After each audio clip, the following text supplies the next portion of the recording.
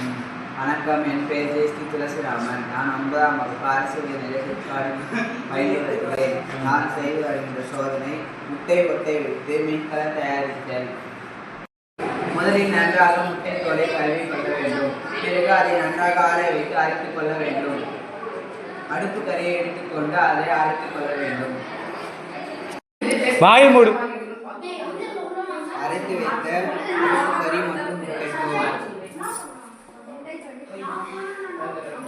முட்டை தோலை வெப்பப்படுத்தும் போது அதில் உள்ள கால்சியம் கார்பன் டை ஆக்சைடு வெளியேறி கால்சியம் ஆக்சைடு கிடைக்கிறது.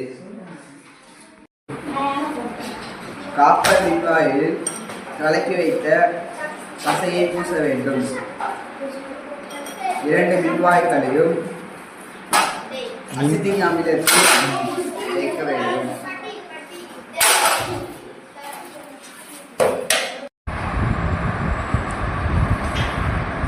சரி.